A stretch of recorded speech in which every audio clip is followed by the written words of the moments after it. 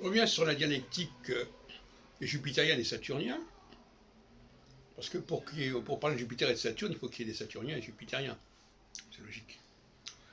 Et je dirais que le jupitérien est un médecin de la société. C'est-à-dire il repère les dysfonctionnements des dispositifs, des structures, des langues, des religions, des pratiques, des traditions. Il les repère et il entend les restaurer, les traiter, les soigner. Et tout ce qui est en dysfonctionnement au niveau des systèmes sociaux, des systèmes de communication comme la langue, des pratiques communautaires, tout cela l'interpelle et il a une vocation. C'est un peu la même vocation que les gens qui vont faire médecine pour soigner le corps et le psychisme des personnes. Et bien, lui, il est concerné par le corps social, les fonctionnements au niveau du collectif. Et c'est ce qui le signale en quelque sorte. C'est pour ça qu'il s'intéressera au droit, à la science politique, à la science des religions, à la linguistique, etc., etc. Alors, le saturnien, lui, il est marqué par une forme de grégarité, c'est-à-dire qu'il a le sentiment, instinctivement, de ne pas valoir par lui-même, à la différence du jupitérien qui vaut par lui-même. Il a un jeu puissant, un jeu fort. Le saturnien, lui, c'est un jeu collectif. Ça fait penser un peu à l'œil des gorgones, je crois, qui avaient un œil pour eux. Elles étaient trois sœurs, et elles avaient un œil pour les trois. Mais c'est un peu ça, c'est-à-dire que c'est un jeu, c'est le on, c'est le nous. Et grammaticalement, le nous est saturnien et le je est jupitérien. Le Jupiter, d'ailleurs, ça fait penser au je. Et Saturne, ça fait penser à nous sommes, si on veut.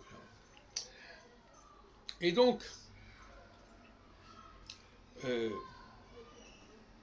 pour revenir au jupitérien, le jupitérien comprend le créateur. Il comprend ses motivations. Il sait très bien qu'il ne fait pas n'importe quoi. Et qu'il n'utilise que ce dont il a besoin.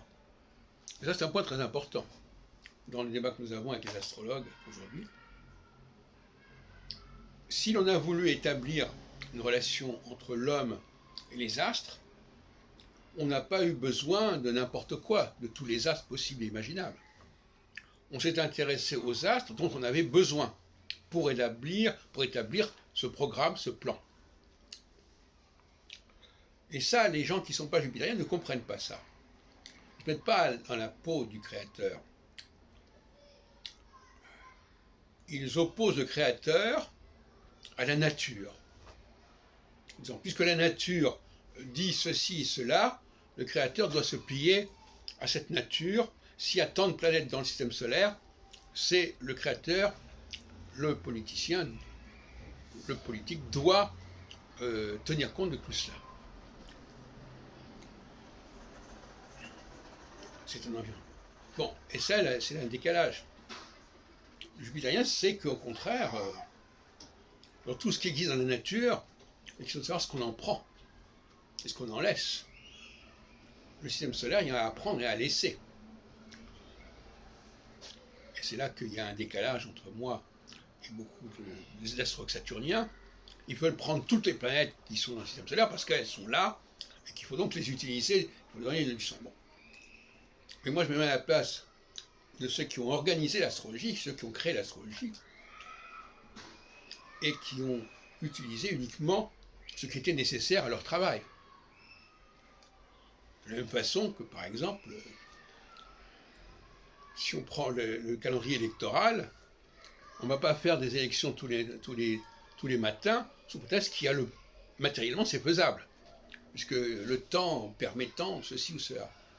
Donc il faut choisir dans le temps, au sein de la temporalité, il faut choisir les moments qui vont être utilisés, et pas les autres. Eh bien, dans le domaine de la spatialité, il faut aussi choisir certains éléments et pas les autres.